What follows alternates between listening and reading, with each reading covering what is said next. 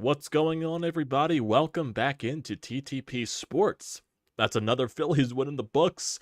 And same thing with Rhys Hoskins. Return to Philadelphia. That was a very emotional day. I was down at the bank. Very emotional. All the stuff that they did for Rhys Hoskins. They showed a couple of videos, the standing ovations that he got, and then, of course, he topped it off with a solo shot to put the Brewers on the board. So you weren't escaping this series without Rhys Hoskins going deep. That was just going to be a given. So he got that out of the way to put Milwaukee on the board, made it 3-1. And relatively, this was a very quick game. Not much happened. Pitching was very good, even though the home plate umpire's strike zone was absolutely brutal. Zack Wheeler was getting squeezed so many times in this game, especially in that third inning when he got out of the bases loaded no-out jam. That was fantastic in that instance. But, Zack Wheeler, even though when I didn't think he had his best stuff, he still finds a way to go 7 innings. So that just shows to you how good Zack Wheeler has been this year. And then Jeff Hoffman, Alvarado come out of the bullpen. Absolutely electric. Electric stuff. Great stuff. 1-2-3, 1-2-3. Mowing them down. Can't be any better than that. And your bottom of the lineup contributes. Sosa gets an RBI, Rojas gets an RBI, and then David Dahl in his Phillies debut goes 2 for 3, hits a solo shot. And in today's game, he has done 10 billion times more in one game than Whit Merrifield has done the entire season. That's just the truth. That is just the truth. This one game that David Dahl had felt like it had way more impact than anything Whit Merrifield has ever done this season. Is that unfair? Probably, but that's how I feel at this point. And yeah, David Dahl does deserve the opportunity because his numbers were insane down in AAA. With Brandon Marsh and Cody Clemens going to the IL, it doesn't sound like Brandon Marsh is going to miss a bunch of time. It's also given that you have so many days off in the upcoming days, thanks to the trip to London, where you're only playing 2 games there. So you really have like 3 days off in between those. So there's definitely something to utilize there for Brandon Marsh to get some rest, so that's very helpful. Weston Wilson also gets called up, so I wouldn't be shocked if he sees maybe a game or something like that during this stretch. I wouldn't be shocked at all if he maybe, left-handers out there for the Brewers, or even in another series where Cody Clemens and Brandon Marsh still aren't off the IL. Maybe he gets in there against the lefty. Maybe that could be the case. But, yeah, just not a very, eventful game. Top of the lineup really didn't do much for the Phils. And the game flew by. Game definitely flew by, like just above 2 hours. Pitching was really good for both sides. Milwaukee started the game with an opener. It was really just looking at this entire game. It was just Rhys Hoskins' return, Zack Wheeler doing his thing, David Dahl, and the bottom of the lineup contributing. And that was basically it. Because the Brewers were really just lifeless besides that one inning where Zack Wheeler allowed the bases loaded. He also did get into a jam in the top of the 7th inning after Rhys hit that home run, but he managed to find a way out of that. That was also because, the umpire behind the plate was very terrible with his strike zone. Just, even I was looking at the MLB app during the game just to see how much he was getting squeezed. Like, there were so many pitches, like, especially in that 3rd inning, allowing the bases loaded. There was one batter where it was just, pitch was literally just right on the inside part of the plate, inside corner. And it was called a ball. Like, painted right in the strike zone. Called a ball. Called a ball. Cannot describe it. Cannot explain it. Doesn't explain. Just, MLB umpires are just terrible. They're just consistently terrible. I'm shocked by it every time, but I shouldn't be so shocked because MLB umpires are terrible. Like, that's the obvious. But why am I so shocked? It just doesn't make sense how terrible you can be at your job calling balls and strikes. How terrible you could just be in a job calling a game. It's just unreal how bad you are at your job. My goodness. Just is. It just is. So looking at some stats for today's game, really, like I said, it was very uneventful. Phillies had 7 hits and the Brewers had 5. Looking at the pitching stat line for the Phillies, Zack Wheeler, 5 hits allowed in 7 innings, 1 earned run, 3 walks on 6 strikeouts, and 114 pitches. His ERA is now at 2.23. Jeff Hoffman, a very quick bottom of the 8th inning, 8 pitches there. Then Alvarado, a very quick top of the 9th inning as well, only 10 pitches for him. Just electric stuff from your bullpen. Phillies, they go 2 for 3 with runners in scoring position, so that showed you how little chances they really had in this game, and they came up with the chances that they did have. So just the lineup in total. Kyle Schwarber, JT Realmuto go both a combined 0 for 8. Bryce Harper, he goes 1 for 3 with a walk.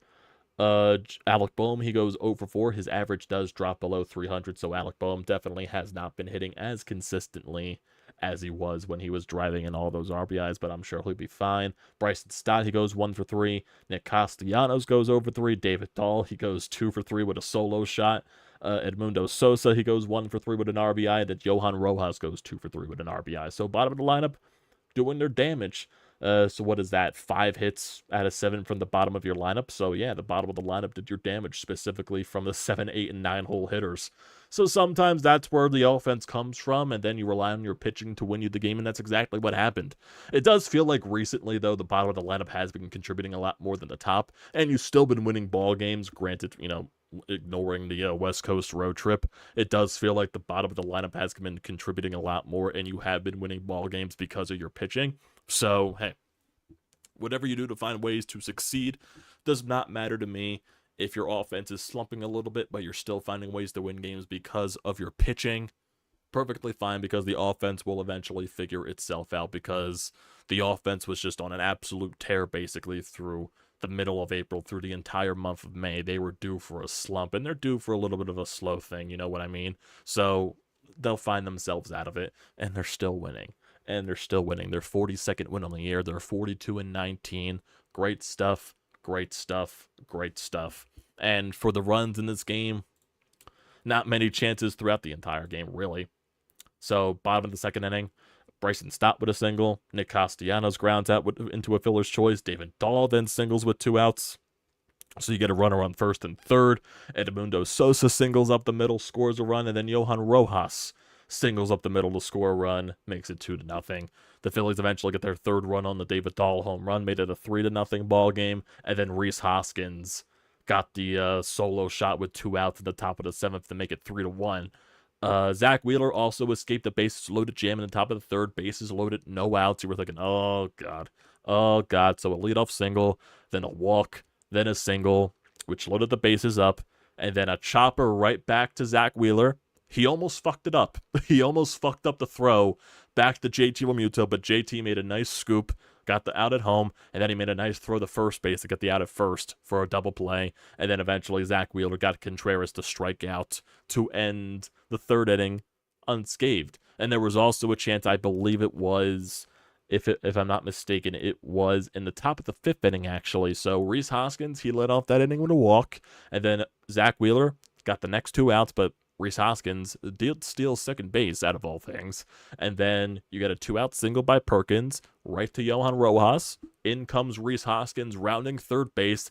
And then here comes a fucking cannon by Johan Rojas to get Rhys out at home plate. And then you get a little bit of fun stuff at home with JT and Rhys there. It was just an emotional night in general, like the tribute videos, the long standing ovation that he had when Rhys came up to the plate. It was just something fantastic. It definitely does bring a tear to your eyes, you know. Rhys Hoskins definitely deserved a better goodbye in the city of Philadelphia, seriously. His last appearance before tonight, his last appearance in a Phillies uniform in, just in Citizens Bank Park in general was game 5 of the World Series in 2022. That was the last time he made an appearance in a game, like in a live game in Citizens Bank Park. So that just, he deserved a proper goodbye. Tore the ACL in 2023, just wasn't able to do anything. He had the, emotional moment where he throws at the first pitch during one of the postseason games. It just, for 2023 was just a sucky year for him. Then you eventually realize that the Phillies were not going to re-sign him because they figured out Bryce Harper could play first base, and you figured that was going to help your lineup much better because then Kyle Schwarber can DH full time. Then, man, he deserved the better goodbye. That's, that was really that, and I think we basically got that goodbye right for tonight. Rhys deserved better, and I think he got the goodbye that he deserved for today's game. And then he eventually got booed on the home run, which was very funny. It was a mix of boos and cheers. So it didn't take that long. It didn't take that long whatsoever for the fan base to start booing Rhys because of the home run. That was kind of funny. That was kind of funny. I was saying it all night. You're not gonna to avoid Rhys Hoskins hitting a home run. He's going to hit a home run at some point in this series, maybe more, and he got it, underway in this game. So I wouldn't be shocked if he hits a home run tomorrow. I wouldn't be shocked if he hits a home run on Wednesday. That's just, what happens. when some players return to the team that they started their career with and played for a long time. But hey, today it resulted in the win. That's the most important thing on the season. It does suck that the injuries are starting to pile up a little bit, with the Brandon Marsh hamstring, but it does sound like it's not as bad as it looked. And there's a lot of positive things with Ranger Suarez. I believe he was playing catch today, and they're saying his thumb looks a lot better from the swelling. So they're taking it day by day and just waiting to see if he's going to be good to go for Saturday, which, with the way things are progressing, it does sound like he can go with the way that his thumb is healing. So you definitely avoided something major there with Ranger Suarez, and I think it does help a little bit too, because you do have Thursday and Friday off, which is, very helpful with healing that thumb. Definitely very helpful there. But, like I said, it was a very quick game, a very short game, not much action. It was just, good pitching throughout. Even looking at the Brewers side on the pitching staff, like I said, they opened up with an opener, and then he went, 5 pitches, 5 strikes in the bottom of the first inning. Then Wilson came out. He went 5 2/3, 6 hits, 3 earned runs, 1 walk, 1 strikeout on 91 pitches. And then Hobie Milner came out to pitch the rest of the game for the Brewers. 1 1/3 inning, only 1 hit allowed on 15 pitches. So, hey.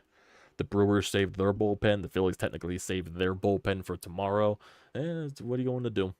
What are you going to do? It was a very quick game, and sometimes games are like that. You can never avoid games like that. So if we're looking at tomorrow's game, it is going to be Christopher Sanchez. He is going up against Colin Ray. Colin Ray, he is 4-2 with a 3.77 ERA. Just win tomorrow, you win the series. And then Aaron Nola, he's going to be facing right now a to-be-determined pitcher before you get a couple of days off before, the London series. So, just get your series wins when you can. Win another series, and you'll have a very nice bounce back since the West Coast swing. There's also a little bit something that I want to nitpick here, and it goes to the man Kyle Schwarber. Kyle Schwarber 0 for 4 today, like I said. So it's right now it's June 3rd. Kyle Schwarber has yet to hit a home run. I think Kyle Schwarber is late to the June party. I think he's eventually going to get going, but it's, I'm kind of impatient here. I want to see some Schwarbombs. I want to see something lighting up the lamp. You know what I mean? I want the ball crushed. I want the ball sent into orbit, Kyle. Come on, man. It's June. This is your month. This is when you're supposed to wake up. Come on, man. Come on, man. Man. And then also Bryce Harper getting NL Player of the Month for the month of May. It's like, really, it's funny with Bryce Harper that he quietly put up a very good month of May. Like, it was a very good month of May. Like, it's like no ifs, ands, or buts about it, but it felt like we still haven't fully, seen. I want to see his numbers for the month. Yeah, Bryce Harper in the month of May, he batted .313 with a .407 on base and a .583 slugging, 7 home runs and 24 RBIs. That's a very good month. That's a very good month of production. But it still feels like we haven't got the full Bryce Harper, we haven't got one of those, typical Bryce Harper hot streaks where he's just hitting home runs every single day and he's putting up MVP caliber numbers. Bryce Harper has been quietly good this year, but we still haven't, seen that version of Bryce yet. And I think we'll get it over the course of the year. It takes a little bit for that to happen, but it's just something that I want to point out there. And also, Aaron Judge got AL Player of the Month, and he went on a fucking absolute tear in May. Jesus Christ.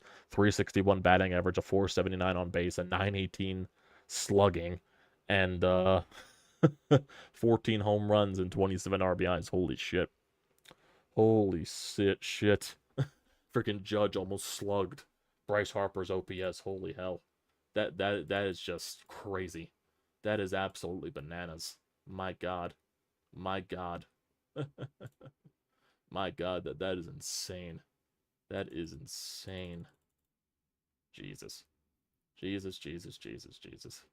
Crazy stuff here, boys. Crazy stuff. So we got some things about Rhys Hoskins. This is from Scott Lauber on Twitter. Rhys Hoskins said he was just overwhelmed with emotions there in the second inning. It's something that I'll get to tell a story. Really, really memorable for sure. But that's what this place does. I'm not surprised by it. Here's a stat from Corey Seidman that'll probably make people mad, the people that want to make fun of the Phillies. The Phillies, they are 16-6 against teams that either have a winning record or would have a winning record if not for their losses to the Phillies. 17-6, actually. Suck it, Braves fans. Suck it, Braves fans. Eh. Great stuff. Great stuff. Great stuff. Oh, boy. We do have a voicemail here on the Anytime Hotline. We might as well get to that before we get to some of you guys here in the chat and we discuss some things. So let's get to it. Let's get to Sean. What do you got, Sean? Fun night at Citizens Bank. The banter back and forth with Rhys Hoskins was pretty funny. You know, you knew the crowd was going to give him a loud and well-deserved ovation. I mean, well-deserved. You know, you miss Rhys. I mean, I understand there was no spot on the team for him, but, you know, you still are respectful of the things he did for us while he was here. But I tell you what, I'm glad that Alvarado got those 3 outs, 1, 2, 3 in the bottom of the ninth, because if any one of those guys had reached and Hoskins had a chance to come up and tie it, I had no doubt in my mind he was going to park another one. You know, the offense didn't do much, but kudos to David Dahl. He did more in one night than Whit Merrifield's done all year, so credit to him. You know, not the prettiest of efforts, especially offensively, but you got to win. Again, it puts you in position to win a series with a win the next 2 games. Keep stacking W's. Exactly. Doesn't matter how it looks. All that matters is the result. At this point, you keep stacking up wins. You put yourself in the position to win series. That's all that matters at the end of the day. I think the offense will eventually wake up at some point and start going ballistic like it did during the month of May. I wouldn't be shocked if that's the case. Did the Atlanta Braves play today? I don't think they did. So I'm trying to look at the scores here on ESPN. It does not look like there's been many games today. On Monday, the Mets are currently playing the Nationals. The Mets are winning by a score of 8-6, but the Nationals have the bases loaded with 1 out in the bottom of the 9th inning. So can the Nationals make the Mets blow another save in the 9th inning? We'll definitely see there. That'll be hilarious if that's the case. But it does not look like the Braves are indeed not playing. They definitely are not. So the win today, the Phillies get 7 games ahead of the Braves once again. Just keep winning your games, man. That's all that matters at the end of the day. That's all that matters. It's all that matters, boys. Get those wins. Get those wins.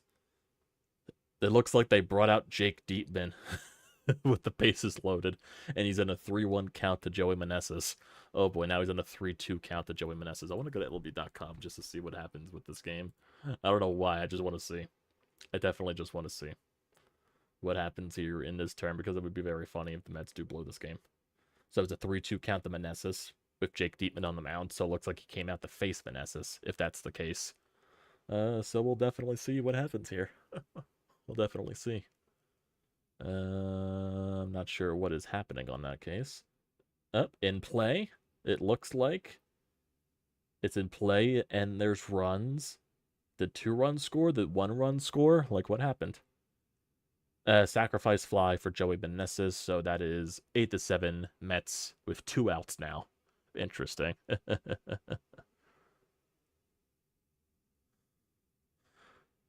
Let's see. Okay, some of you guys in the chat here before this Mets game's finished. I don't know why I'm even paying attention to this. I just found it interesting in that case. Jose, injuries are mounting, not what you want to see.